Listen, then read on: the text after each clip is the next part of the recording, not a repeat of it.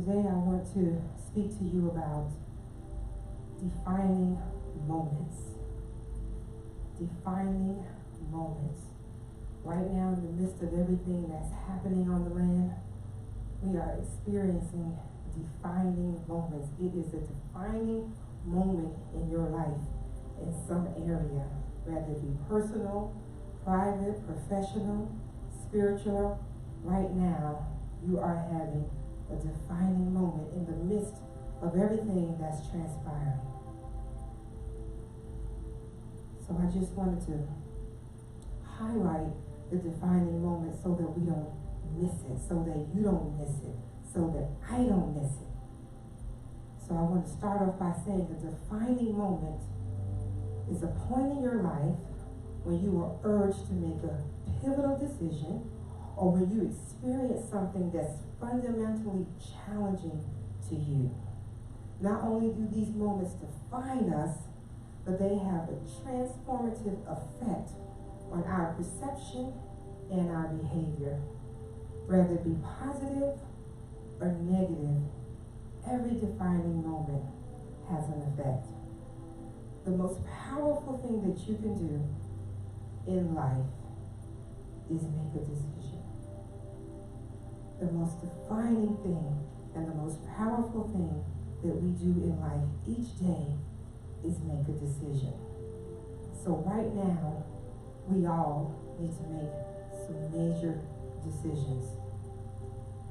And in order for us to be able to do that, we have to overcome our fears, our doubts. We have to deal with our insecurities.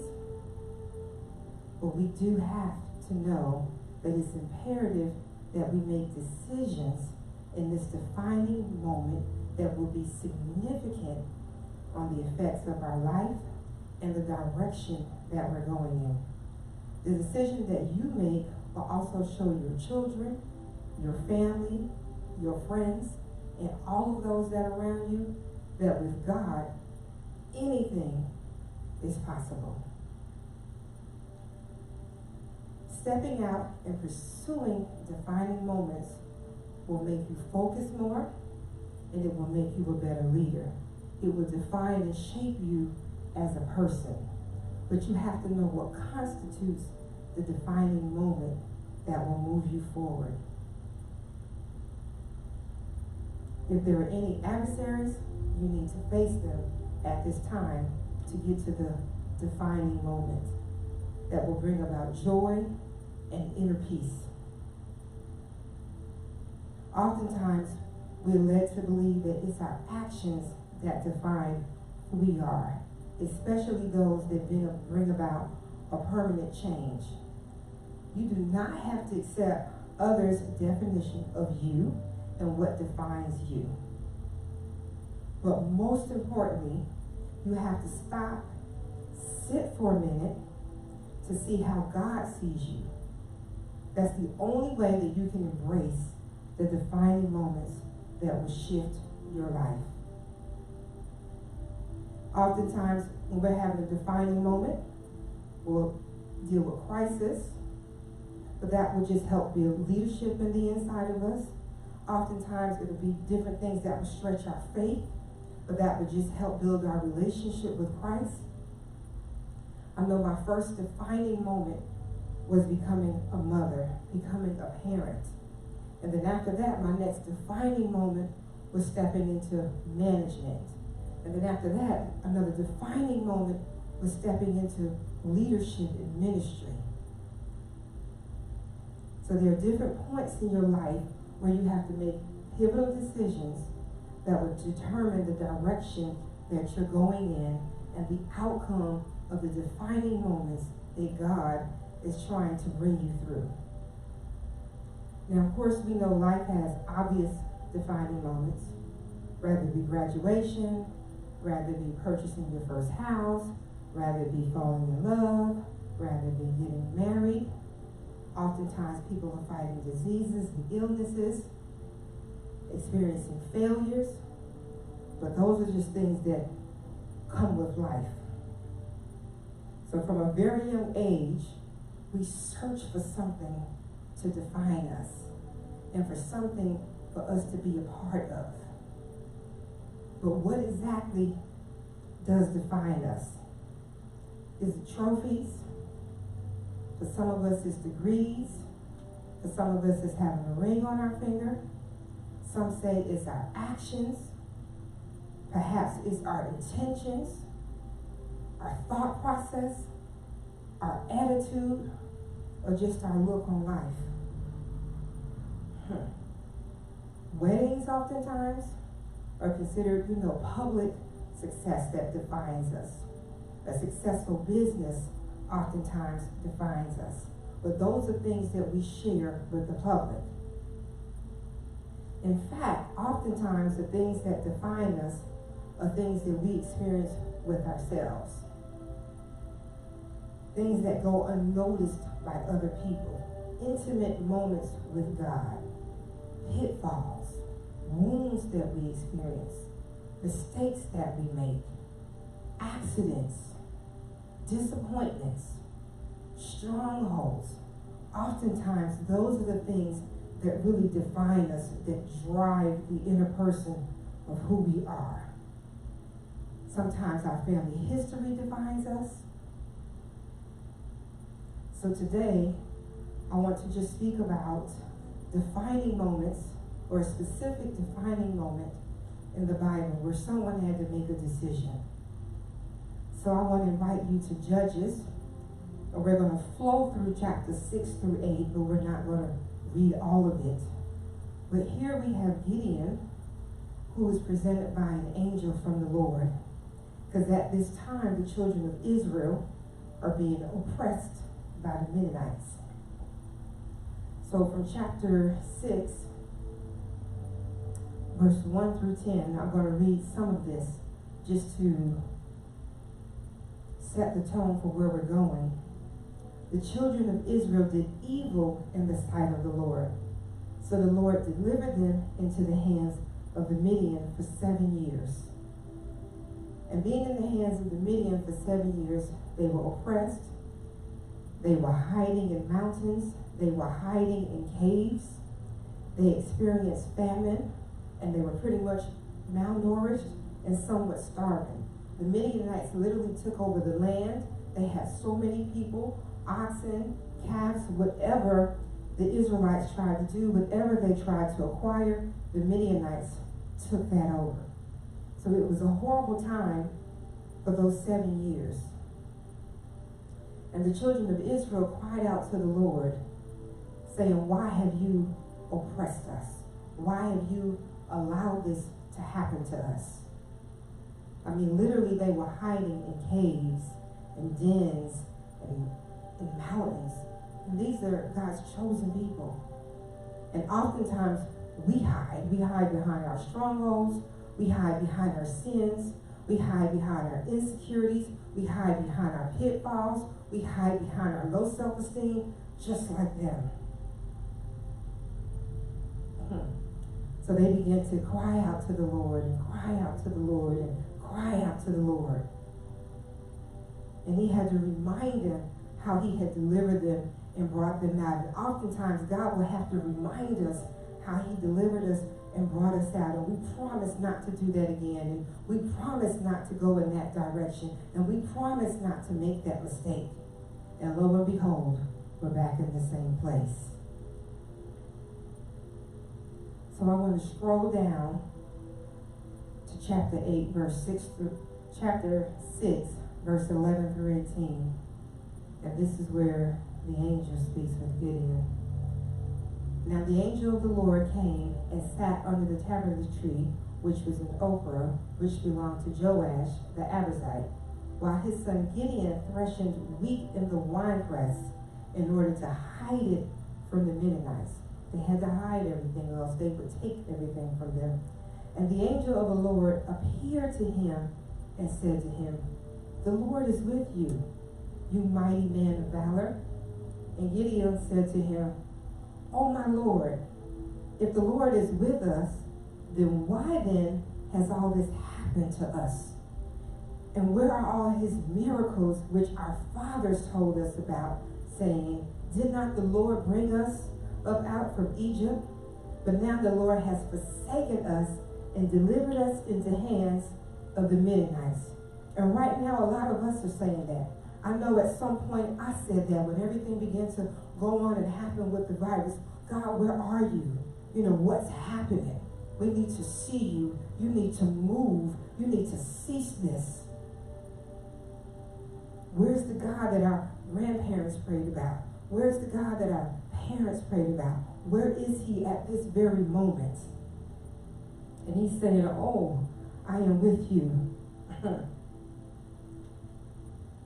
Verse 14, the Lord turned to him and said, go, and this might of yours, and you shall save Israel from the hand of the Midianites. Have I not sent you? So he said to him, oh my Lord, how can I save Israel? Indeed, my clan is the weakest in Manasseh, and I am the least in my father's house. And the Lord said to him, surely I will be with you, and you shall defeat the Midianites as one man. So oftentimes when things happen in our life and God says, hey, I want you to take care of this, or I want you to handle this situation, or I want you to move in this direction, the first thing we do is say, hey, I can't do that. I can't do that. But he's saying, I got you. You can do this because I'm with you. Verse 17, then he said to him, if now I have found favor in your sight, then show me a sign. That is, you who talk with me, do not depart from here, I pray, until I come to you and bring you my offering and set it before you. And he said, I will wait until you come back. So Gideon wanted him to show him some type of sign. So he went and got a burnt offering for him. So just like Gideon oftentimes will call out to the Lord and ask him, where are you? Why aren't you helping me? Why aren't you doing anything about this situation? And then when he tells you, hey, I got you, and I'm going to use you to rectify the situation, you're going to be the resolution. You're going to resolve the problem. You're the person I'm going to use to intercede. You're the person I'm going to use to make a change. The first thing we say is, not me. And then we'll say, well, prove to me, Lord, that you're with me. Prove to me that you want me to do this. Prove to me you want me to move to another state. He'll get you a job and you'll still say, prove to me this is my spouse. You'll still say, prove to me. He'll send a prophetic word. He'll have an intercessor call you and give confirmation. Show me a sign if I'm supposed to take the position. Show me a sign if I'm supposed to go back to school. Show me a sign if I'm supposed to start this business. Show me a sign if I'm supposed to start this ministry. Show me a sign if I'm supposed to bless this person. And he'll begin to show us signs. And show us signs. And show us signs.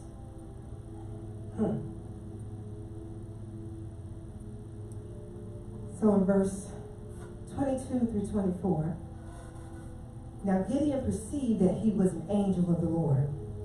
So Gideon said, oh, Lord God, for I have seen the angel of the Lord face to face.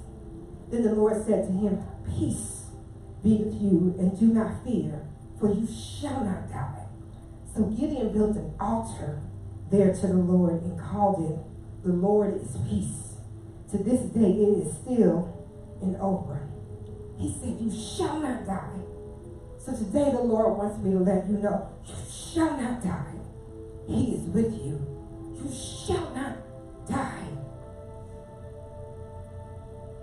Yes, people are dying all around us. Close friends, family members, associates, leaders, pastors. But I've come to tell you, you shall not die. Now let me tell you about Gideon. His group and the children of Israel, his family, they were the weakest. And not only was his family the weakest, but out of his father's group, he was the weakest. But that's who God chose. He didn't choose a King David. He didn't choose a King Solomon. He didn't choose a great warrior. He chose the weakest. So I want you to know, despite your education level, despite your experience, despite your complexion, despite your size, God has chosen you for a time such as this. God has chosen you. God has chosen you. God has chosen you. So Gideon went about and began to gather people because he knew that it was going to be a great fight with the Midianites. So at the end, he gathered about 32,000 people, 32,000 men. So oftentimes, we'll begin to gather people when God says, okay, you can start this business, and I want you to start this ministry, and I want you to build this for me. We'll begin to gather people, and we'll go and try to gather the best people. We'll try to get someone that's wealthy to be an investor, and we'll try to get someone that has several degrees and specializes in that area. We'll go and try to get the best marketing director that we can. We'll go and try and get the best public speaker that we can. We'll try and go and get the best anointed or the most prophetic. So we'll go and begin to gather people and build a team. So Gideon began to gather people. Oh, but the Lord shut that down. Yes, he did. But in the midst of him gathering people, before I jump ahead of myself, Gideon said, give me another sign. So oftentimes, even though we're working and we're gathering people and we're moving in a thing, we still begin to lose faith. We still begin to have a little bit of doubt. So right now, in the midst of everything that's going on and everything that's happening on the news and all the deaths that are taking place, we still begin to grow weary. And so we'll say, well, God, I just don't know if this is you, because there's a pandemic going on. So surely you don't want me to begin to move in this season. Show me another sign. Show me another sign. So Gideon said to the Lord, show me another sign. And he told him, don't be angry with me. God, don't be angry with me, but show me another sign that this is you. Oh, I'm sorry. Show me another sign. So God showed him another sign. And he continued to gather people like we oftentimes do when we're getting ready to build a team to accomplish something great that God has birthed on the inside of us. So in the midst of that, we're going to jump down to chapter 7, verse 1 through 3. He says, Gideon, all these people who were with him rose early and encamped beside the well of Herod. So the camp of the Midianites was on the north side of them by the hill of Morah in the valley. And the Lord said, verse 2, catch this, Gideon, the people who are with you are too many for me to give to the Midianites in their hands, lest Israel claim glory for itself against me, saying, my own hands have saved me.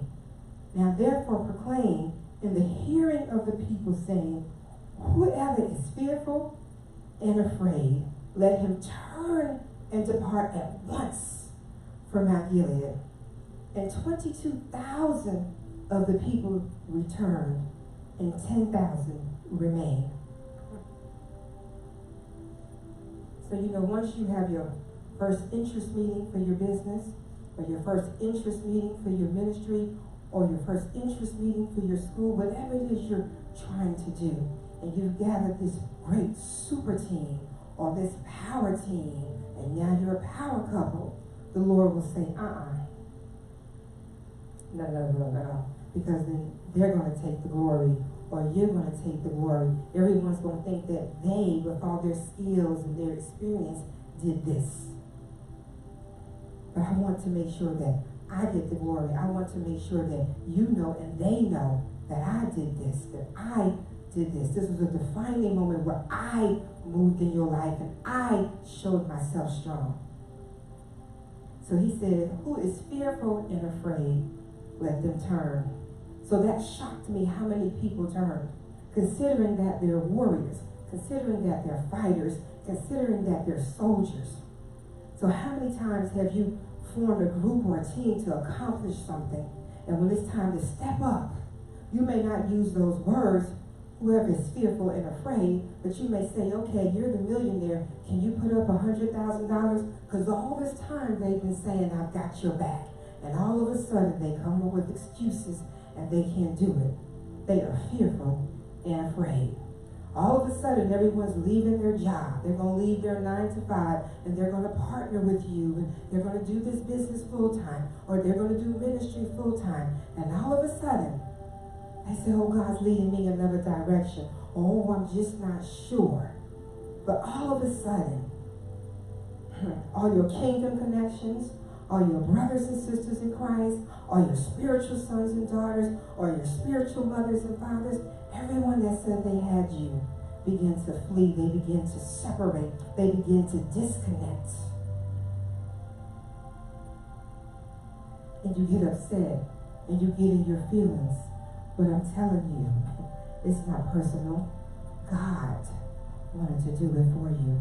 God wanted to make sure that he gets the glory in your defining moment. Not the smart one, not the wealthy one, not the strategic one, not the anointed one, not the attractive one, but God. God wants to get the glory. Nobody can take credit for what God is doing and has done and will continue to do in your life. So now, he's down to 10,000 soldiers. And God still says that's too much. It's too much, it's too much, it's too much. So they drop down to 300 soldiers. So that's just like you're down to 20 people. You had 50 people. You drop down to 20 people. Now you're down to 3 people. It's just 3 of you. And when you look around, they're all in the same situation or the same level that you're on. Nobody great, nobody powerful, no one that society has deemed accomplished. And you're like, God, why would you do this to me? Why would you do this to me? Because I was thinking, God, why would you take all the soldiers away from Gideon? Why would you leave him with just 300 people after he took the time to go out and gather everyone? What is going on? So oftentimes we'll start a business and then we find ourselves by ourselves. Or we'll start, a ministry and we'll find ourselves by ourselves. And we'll say, God, what happened? Where is everyone? Where's my team? Where's my 12 disciples? What's going on? Why would you do this to me? Because God's plan is oftentimes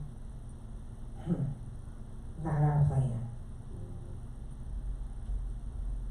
So the Israelites were waiting on a great warrior, waiting on a great army, but that was not the case. God had another plan.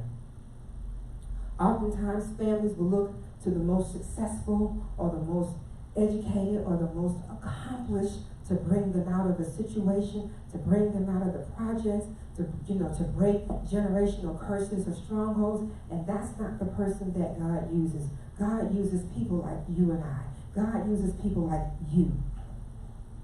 And that's why God used Gideon. So in chapter 7, verse 9 through 11, he said to Gideon, arise and go down against the camp, for I have delivered it into your hands. But if you are afraid to go down to the camp, go with Purah your servant, and you shall hear what they say. And afterwards your hands shall be strengthened to go down against the camp. Then he went down with Purah his servant to the outpost of the armed men who were in the camp. So that just got me, because God is always pushing us. God is always trying to strengthen us, because he said to him, I've got you. I've already given you the victory.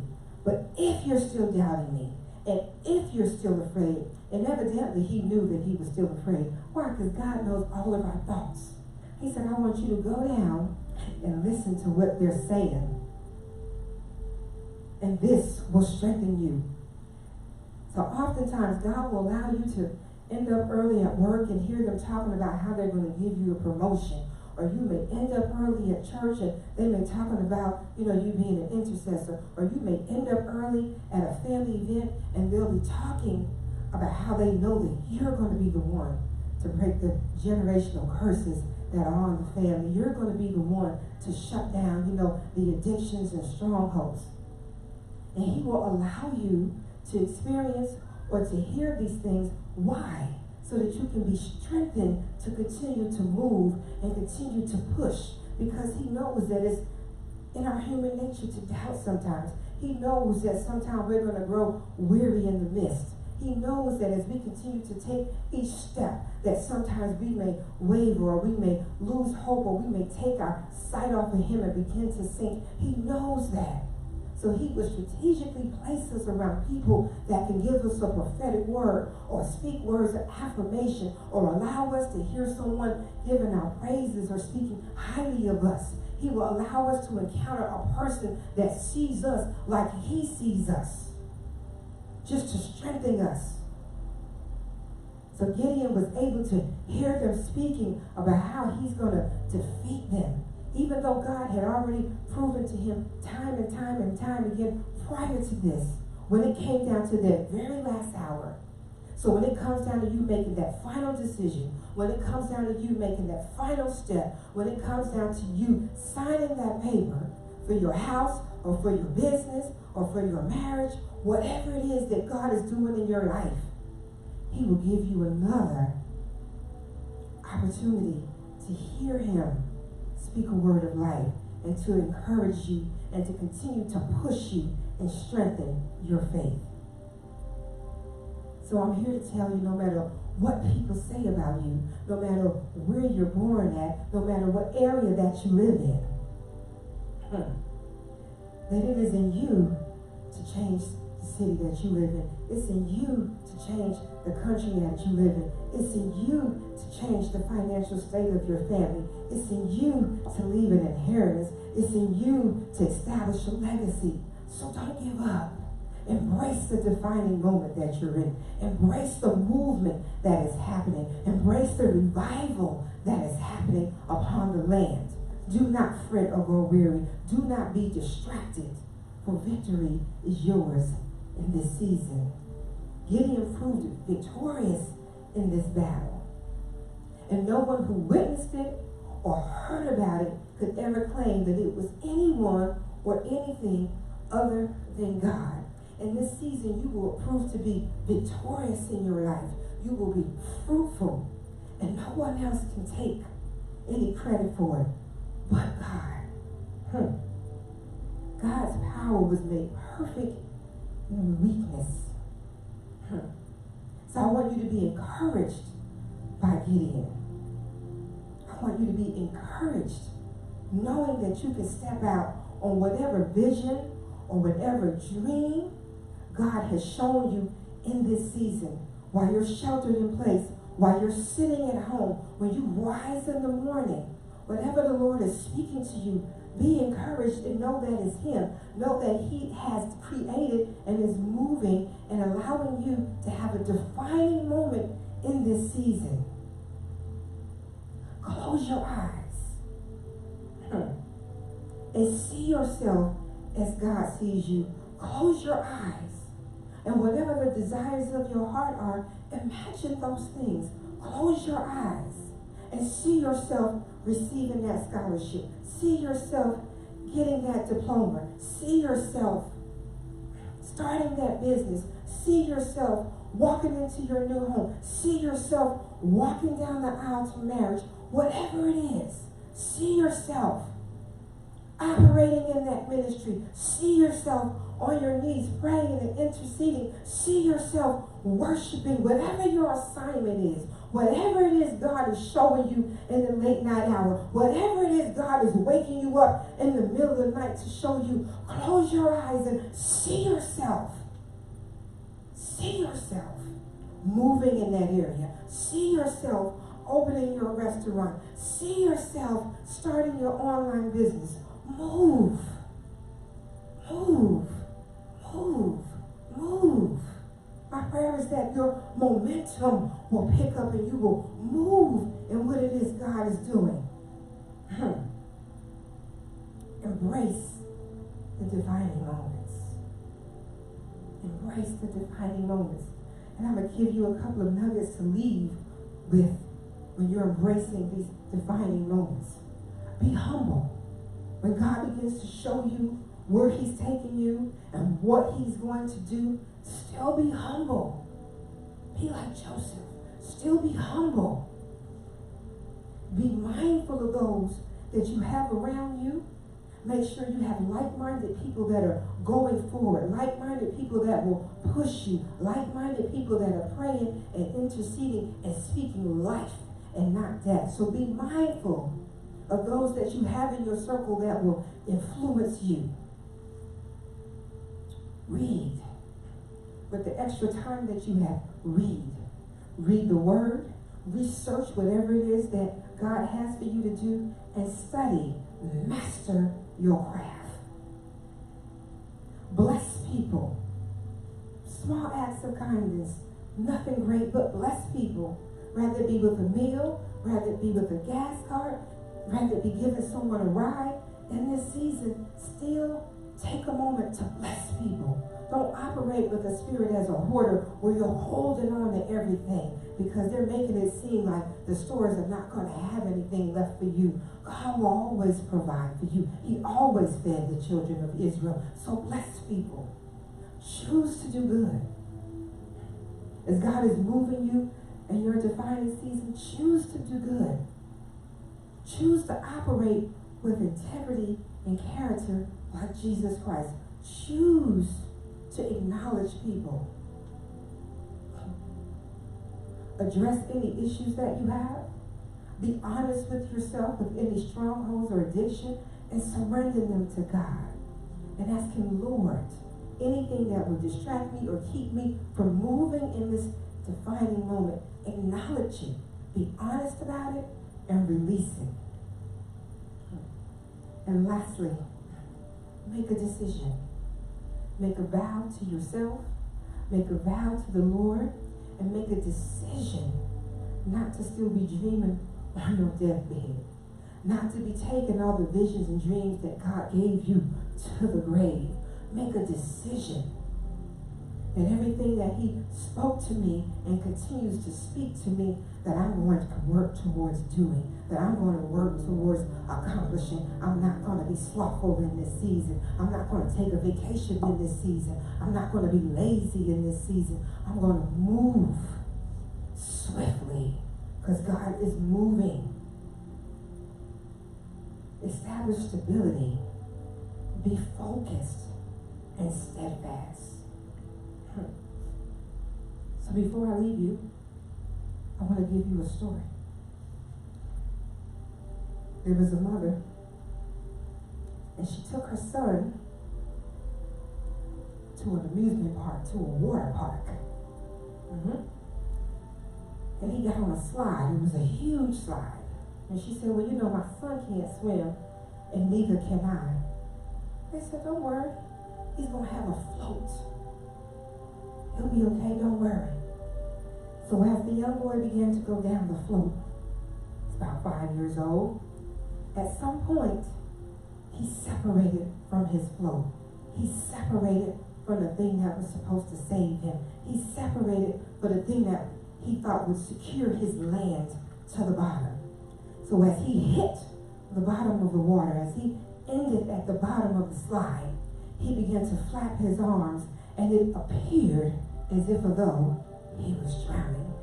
His mother began to scream frantically, somebody help my child. Somebody save my child. He cannot swim.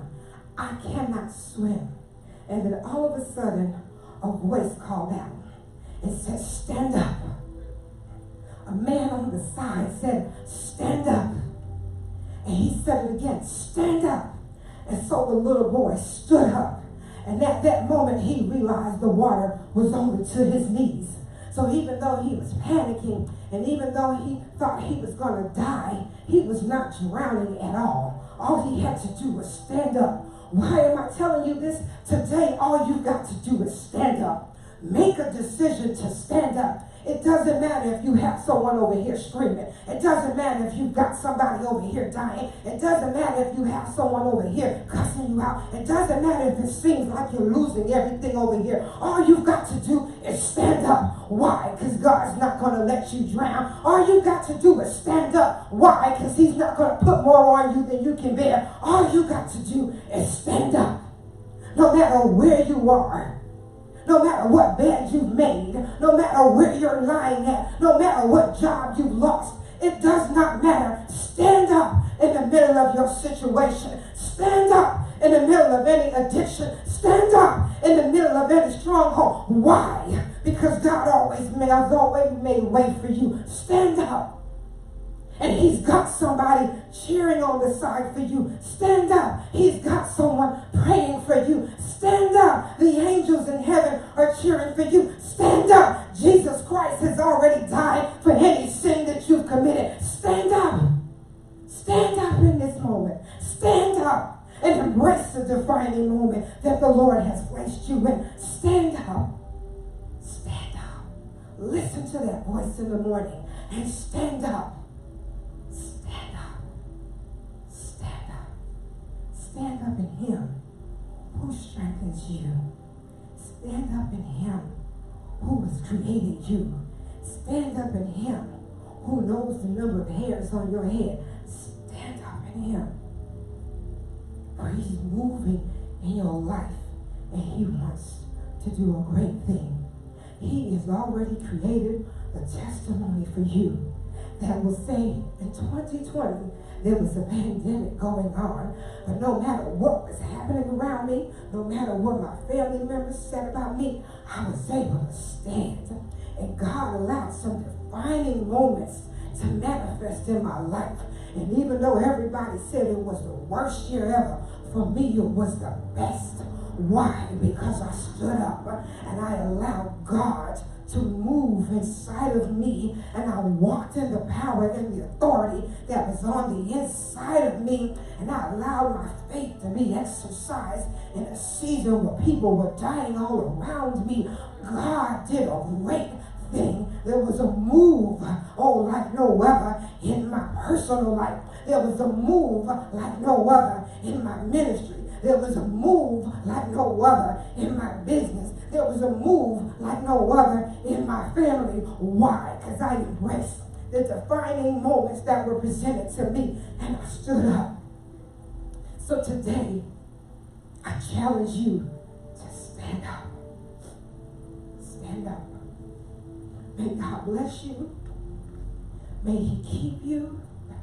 And may you stand in victory. Because you shall not die, and you've already won. God bless you.